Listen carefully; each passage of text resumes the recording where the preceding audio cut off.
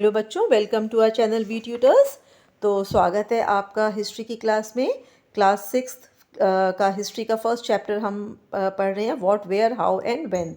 इसकी पहली वीडियो में हम बात कर चुके हैं अपने कि what can we know about the past. हम अपने पास्ट के बारे में कैसे जान सकते हैं। अर्ली लोग मतलब अर्ली पीपल वो कहाँ रहते थे, उन्होंने क्रॉप प्रोडक्शन कहाँ किया, मतलब पहली बार उन्होंने क्रॉप कहाँ उगाया, जानवरों को कहाँ कहाँ पाला। ठीक है, तो हमने मैप के बारे मैप में पढ़ा कि गारो हिल्स कहाँ है, सुलेमान हिल्स कहाँ है, किरथार हिल्स कहाँ है। अगर आपको याद नहीं हो तो ये देखिए किरथार हिल्स, सुलेमान हिल्स के बारे में पढ़ा था, विंध्यास के बारे में पढ़ा था, रिवर नर्मदा के बारे में पढ़ा था, गंगा के बारे में पढ़ा था, गारो हिल्स के बारे में पढ़ा था, जहाँ पे अर्ली मैन ने जानवरों को पाला था। फिर हमने रिवर गंगा की ट्रिब्यूटरीज़ के बारे में पढ़ा था, रिवर इंडस की ट्रिब्यूटरीज़ के बारे में पढ़ा था, जहाँ पे अर्लियर सिटीज़ फ्लरिश हुई थी। ठीक है, और फिर हमने पढ़ा था कि जो पहले के लोग ट्रैवल करते थे, क्यों करते थे, तो अपनी लाइवलीहुड के लिए, ठीक है, नेचुरल डिज़ास्टर्स से बचने के लिए, या कभी कभी न्यू चीज़ें या नया प्लेस को डिस्कवर करने के लिए, अपने आइडियाज़ दूसरे लोगों के साथ में शेयर करने के लिए। तो आज की वीडियो में हम पढ़ेंगे, अगर आपने मेरी पहले वाली वीडियो नहीं देखी है तो आप ज़रूर देखिएगा, ताकि हम आगे की आपकी वीडियो आप ढंग से समझ सकें। तो अब ये देखिए आता है हमारा why do people travel nowadays. अब जो लोग हैं वो क्यों ट्रैवल करते हैं, तो अब उसके लिए अब हम मैप दोबारा से देखते हैं। ये देखिए मैप, देखिए मैप में आप देख रहे हैं कि ये बहुत सारे हिल्स हैं, रिवर्स हैं। तो ये नेचुरल फ्रंटियर्स हैं, मतलब नेचुरल बाउंड्रीज हैं। तो ये डिफ़िकल्ट तो बहुत थी, है ना, डिफ़िकल्ट मतलब लोगों को इसको पार करने में बहुत मुश्किल होती थी। लेकिन जो लोग चाहते थे, those who wanted, okay, they could and did scale the mountain. Scale the mountains मतलब पहाड़ों पे चढ़ गए, सीज को क्रॉस कर गए, रिवर्स को क्रॉस कर गए। और जो लोग फिर मतलब दूसरे प्रांतों से हमारे सब कॉन्टिनेंट में आए और यहाँ पर सेटल्ड हो गए, उनकी वजह से क्या हुआ, हमारा जो कल्चरल ट्रेडिशंस था वो और एनरिच हो गया। क्यों एनरिच हो गया, क्योंकि उन लोगों ने हमारे साथ में अपने आइडियाज शेयर करे। या जैसे कि सपोज मैं आपको ऐसे समझाती हूँ। अब जैसे अगर केरला का बंदा कोई कश्मीर जाता है, ठीक है, वहाँ पे रहता है, तो वो केरला का कल्चर लेकर जाएगा, वहाँ पे उनको डोसा खाना सिखा देगा, इडली खाना सिखा देगा। ऐसे ही अगर कश्मीर का बंदा केरला में जाता है तो वो उसको रोगन जोश खाना मतलब उनको बताएगा, वहाँ के अपने पहनावे के बारे में बताएगा, अपने रिलीजन के बारे में बताएगा। तो people have shared new ways. ठीक है, अब ऐसे ही सपोज मैं किसी के घर गई, या मतलब कोई मेरे घर आया, वो स्टोन से कार्विंग करता है, मतलब पत्थर से मूर्ति बनाता है, और मैं बनाती हूँ मेटल से। तो हमने अपने आइडियाज़ एक्सचेंज कर लिए। तो ऐसे ही हमारे लोगों ने अपने आइडियाज़ दूसरों को शेयर किए और उनके आइडियाज़ अपने लिए शेयर किए। ऐसे ही म्यूज़िक कंपोज करना, कि मतलब म्यूज़िक बनाना, कंपोज किया, इवन कुकिंग सीखा। और ये सारे कितने सालों पहले हम ये सब चीज़ें कर चुके हैं। तो ये जो मूवमेंट सी पीपल की, उसकी वजह से हमारे कल्चर में एनरिचमेंट आया, मतलब हमारा और वैरायटी हो गई। अब आगे आता है हमारा names of the land. Names of the land मतलब हमारी कंट्री का नाम भारत या इंडिया कैसे पड़ा। तो ये पढ़ा बच्चों, ये जो वर्ड है, जैसे the word India comes from the Indus. Indus river के बारे में याद है, तो इंडस के की वजह से हमारे देश का नाम इंडिया पड़ा। अब इसका मतलब होता है संस्कृत में सिंधु, सिंधु। ठीक है, अब जब ईरान और ग्रीस से लोग हमारे मतलब सब कॉन्टिनेंट में रह रहे हैं, तो ईरानियंस और जो ग्रीक्स थे वो इंडिया के नॉर्थ वेस्ट से आए थे, करीब 2500 साल पहले। तो वो इंडस से फैमिलियर थे, मतलब वो इंडस रिवर को पहचानते थे। तो अब उसके जो ईस्ट में, ठीक है, रिवर इंडस के जो ईस्ट में लोग रहते थे, उसको वो बोलते थे, उन लोगों को बोलते थे हिंदोस और इंडोस। और इसी वजह से, इस इंडोस की वजह से हमारे देश का नाम पड़ा इंडिया। अब भारत भारत के बारे में भी सुनिए। भारत बोले जाता था एक ग्रुप ऑफ पीपल को जो नॉर्थ वेस्ट पार्ट में रहते थे। और इसका मेंशन ऋग्वेद, ऋग्वेद क्या है, हमारा अर्लीस्ट कॉम्पोजिशन। मतलब लिखा लिखा लिखा हुआ। तो वो संस्कृत में लिखा हुआ है ऋग्वेदा, जो सबसे अर्लीस्ट कंपोजिशन करीब 3500 साल पहले लिखा गया था। तो उसमें भी इनका मेंशन किया गया है। और बाद में इंडिया या भारत हमारी कंट्री का नाम पढ़ा। तो अब आगे हम पढ़ते हैं finding out about the past. तो यहाँ तक आपको समझ में आ गया। अब हम अपने पास्ट के बारे में कैसे जानते हैं या कैसे वो करते हैं, जान पाते हैं। तो एक तो होता है सर्च करना, ठीक है, एक होता है बुक्स पढ़ना जो बहुत बहुत हज़ारों साल पहले लिखी गई हों।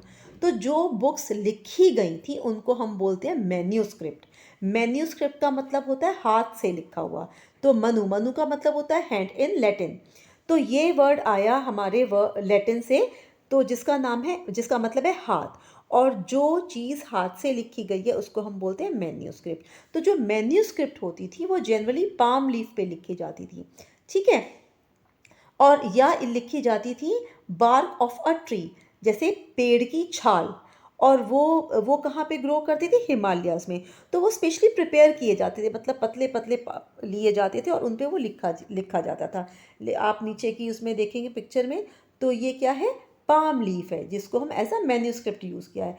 तो ये जो मैन्यूस्क्रिप्ट है वो 1000 साल पहले लिखी गई थी। और जो पाम लीफ थी उनको कट किया जाता था पेजेस के रूप में, और उनको टाई किया जाता था टू मेक अ बुक, ठीक है। अब इसको, ये जो स्पेशल जो बार्क होता था उसको बोलते थे बर्च, ठीक है। अब ये जो क्योंकि ये तो नेचुरल चीज़ें हैं, जैसे बार्क ऑफ अ ट्री हो गया या लीफ ऑफ अ ट्री हो गया, तो ये जो मैन्यूस्क्रिप्ट जिन पे लिखे जाते थे उनको या तो इंसेक्ट खा जाते थे या डिस्ट्रॉय हो जाते थे। लेकिन कुछ जो है वो सरवाइव भी कर कर पाए। कैसे सरवाइव कर पाए? या तो उन मैन्यूस्क्रिप्ट को उसमें रख दिया था, टेम्पल्स में रख दिया था, या मोनेस्ट्रीज़ में रख दिया था। मोनेस्ट्रीज़ मतलब मठ, मठ होता है जहाँ पे साधु संत रहते हैं। तो अब ये जो बुक्स थी ये किसके बारे में थी, मतलब क्या सब्जेक्ट हुआ करता था? तो रिलीजियस बिलीफ, जो हमारी धारणाएं होती हैं, जो हमारे रिलीजन जो हम लोग फॉलो करते हैं, प्रैक्टिसेस, उनके बारे में लिखी जाती थी। किंग और क्वीन के बारे में लिखी जाती थी, मेडिसिन्स के बारे में लिखी गई हैं ये मैन्यूस्क्रिप्ट, साइंस के बारे में लिखी गई हैं। इसके साथ साथ एपिक्स, मतलब लंबी, काफ़ी लंबी स्टोरी, पोएम्स, प्लेज, इन सब के बारे में लिखा हुआ है। और और ये किस किस भाषा में लिखी गई है? संस्कृत में, ठीक है। और दूसरी कौन सी लैंग्वेज थी? प्राकृत। प्राकृत होती है जो कॉमन लोग, मतलब ऑर्डिनरी लोग बोलते हैं, और तमिल में लिखी गई थी। तो 3 लैंग्वेज में लिखी गई थी, संस्कृत, प्राकृत और तमिल में। अब ये तो हो गया मैन्युस्क्रिप्ट जो कि लीफ पर या बार्क ऑफ अ ट्री पर लिखी गई थी। अब एक और है इंस्क्रिप्शन। अब इंस्क्रिप्शन क्या है? इंस्क्रिप्शन होता है बच्चों जो किसी हार्ड सरफेस पे, जैसे कि मेटल हो गया या स्टोन हो गया, उस पर खुरच कर लिखना। स्क्राइब का मतलब ऐसे कुछ किसी भी नुकीले ऑब्जेक्ट से लिखना। अब इनका ये क्यों लिखे जाते थे? तो कभी कभी जो किंग होते थे, तो वो क्या करते थे, अपने ऑर्डर्स को खुदवाते थे, ठीक है, इंस्क्राइब्ड कराते थे, ताकि लोग उनको देखें, उनको पढ़ें और उनको ओबे करें।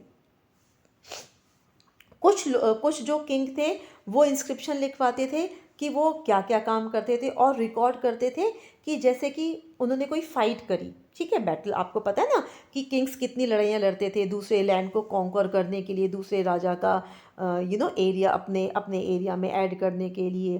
तो वो क्या करते थे, अपनी जो जीत होती थी उसको भी इंस्क्राइब्ड कराते थे, जो भी वो लड़ाइयाँ लड़ते थे। अच्छा बच्चों, मैं आपसे पूछती हूँ कि जो हार्ड सरफेस पे लिखने का एडवांटेज क्या है और डिफ़िकल्टी क्या होती है? तो एडवांटेज तो क्या है कि वो कभी ख़राब नहीं होगी, और डिफ़िकल्टी क्या है कि अगर मान लो कुछ गलत लिख गया तो आप उसे हटाओगे कैसे, ठीक है, उसे रब कैसे करोगे? अभी तो आप पेंसिल से लिखा, गलत हुआ, इरेज कर दिया, पेन से लिखा, वाइटनर लगाया तो इरेज कर दिया। तो ये सब डिफ़िकल्टीज़ होती थी। अच्छा, अब ये देखिए, एक ये इंस्क्रिप्शन है, ओल्ड इंस्क्रिप्शन है ये वाला, ठीक है। ये है 2250 साल पहले का, और ये कहाँ पे मिला था? कांधार में।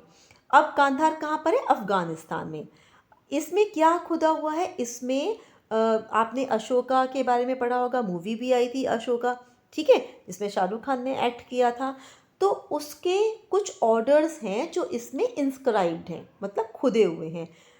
आगे आने वाले चैप्टर 7 में हम अशोका के बारे में पढ़ेंगे।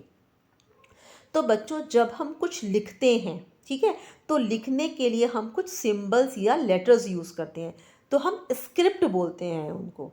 तो स्क्रिप्ट कंसिस्ट ऑफ लेटर और साइंस, तो या तो कुछ लेटर होंगे या साइन होंगे। अब जो लिखा हुआ है वो हम पढ़ रहे हैं या बोल रहे हैं, उसको हम बोलते हैं लैंग्वेज। क्या बोलते हैं? लैंग्वेज।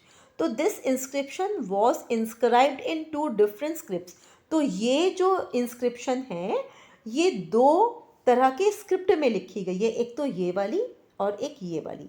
तो जो ऊपर वाली है वो लिखी गई है ग्रीक में, दिस वन, और जो नीचे वाली है वो है अरामिक में।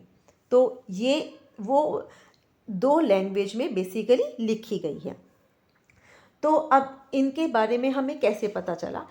अब आपको मैंने बताया था कि हमने पास्ट के बारे में क्या पढ़ा, कि अर्ली लोग कहाँ पे सेटल हुए, उन्होंने जानवरों को कैसे पाला, उन्होंने क्रॉप्स कैसे उगाया, सिटीज़ कैसे डेवलप हुई, इन सब के बारे में हमने कुछ और भी पढ़ा अपने पास्ट के बारे में। तो जो पास्ट के बारे में पढ़ता है या जो ऑब्जेक्ट्स के इन सब ऑब्जेक्ट्स के बारे में पढ़ता है, हम उनको बोलते हैं आर्कियोलॉजिस्ट। क्या बोलते हैं? आर्कियोलॉजिस्ट। तो आर्कियोलॉजिस्ट क्या पढ़ते हैं? जैसे स्टोन की या मिट्टी की, ईंटों की जो बिल्डिंग के रिमेन्स होते हैं, जो बचे हुए पार्ट होते हैं, पेंटिंग्स को, स्कल्पचर को जो पढ़ते हैं, ठीक है। तो ये क्या करते हैं, यहाँ पे आप डेफिनेशन भी लर्न कर सकते हैं। Who are archaeologist? Archaeologist are those who study the remains of buildings made of stone and brick, paintings and sculptures. They also explore and excavate. तो एक्सप्लोर मतलब ढूंढना, और एक्सकेवेट करना मतलब अर्थ के सरफेस को खुदाई करना, मतलब अंदर तक खुदाई करना। तो ये क्या क्या खोदते हैं और क्यों खोदते हैं? टू फाइंड आउट टूल्स, किस टाइप की हथियार यूज़ करते थे, वेपन्स यूज़ करते थे, pots, pans, ornaments and coins. Some of these objects may be made of stones. तो इन ये सब जो चीज़ें मिलती थी, ये तो या तो स्टोन की बनी होती थी, या बोन्स की बनी होती थी, या बेक्ड क्ले, जैसे कि इसको पकी हुई मिट्टी बोलते हैं, या मेटल की बनी हुई होती थी। तो जो ऑब्जेक्ट्स हार्ड उसके बनते थे, imperishable substances usually survive for a long time. Imperishable का मतलब होता है कि जो बहुत जल्दी ख़राब नहीं होता, तो वो बहुत टाइम तक सर्वाइव करता था क्योंकि वो ख़राब नहीं हो सकता था। और जो चीज़ें कुछ नेचुरल चीज़ें जैसे बार्क ऑफ अ ट्री हुआ, या पाम लीफ हो गई, तो वो बहुत जल्दी ख़राब हो जाती थी। अब ये आगे पिक्चर में देखिए, एक पॉट की पिक्चर है और ये कुछ कॉइन्स की पिक्चर है। तो कॉइन्स आज के कॉइन्स से काफ़ी डिफरेंट है। देखिए ये कॉइन्स हैं, ये दिस वन, ये देखिए ये हमारे कॉइन्स हैं और ये हमारा पॉट है। ये पॉट है 4700 साल पुराना, और ये जो कॉइन्स हैं ये 2500 साल पहले यूज़ होते थे, और ये सिल्वर कॉइन्स होते थे, चांदी के कॉइन्स होते थे। और हमारे आज के कॉइन्स दूसरे मेटल के, मतलब अलॉयस में और भी मेटल्स यूज़ होता है। तो जो आर्कियोलॉजिस्ट थे वो एनिमल की बोन्स के लिए ढूंढते थे, फिश की है या बर्ड की है। क्यों ढूंढते थे? क्योंकि उनको पता लगाना होता था कि जो अर्ली मैन थे या एंशिएंट टाइम में लोग क्या खाते थे, ठीक है, और क्या पहनते थे। Plants remain survive for more really. अच्छा, जो एनिमल के बोन्स मिले तो वो तो सर्वाइव कर जाते थे, और आर्कियोलॉजिस्ट उनको पढ़ के पता लगा ले करते थे। प्लांट्स जो थे वो बहुत ही कम सर्वाइव कर पाते थे। अगर उनका सीड या ग्रेन बचा है, ठीक है, या जैसे लकड़ी का जला हुआ पार्ट जिसको हम कोयला बोलते हैं, तो उसके बारे में भी वो पढ़ के पता लगाते थे अपने पास्ट के बारे में। अब आता है हिस्टोरियंस कौन है? तो हिस्टोरियंस होते हैं स्कॉलर्स, मतलब जो पास्ट के बारे में पढ़ाई करते हैं। हिस्टोरियंस कौन होते हैं? That is scholars who study the past, often use the word source to refer the information found from manuscript, inscription and archaeology. अब ये लोग जो हैं, हिस्टोरियंस जो हैं, इस वर्ड को काफ़ी यूज़ करते हैं, सोर्स। अब सोर्स क्या है? सोर्स जो है, जो इंफॉर्मेशन देती है हमारे मैन्यूस्क्रिप्ट के बारे में, इंस्क्रिप्शन के बारे में और आर्कियोलॉजी, इसको हम सोर्स बोलते हैं।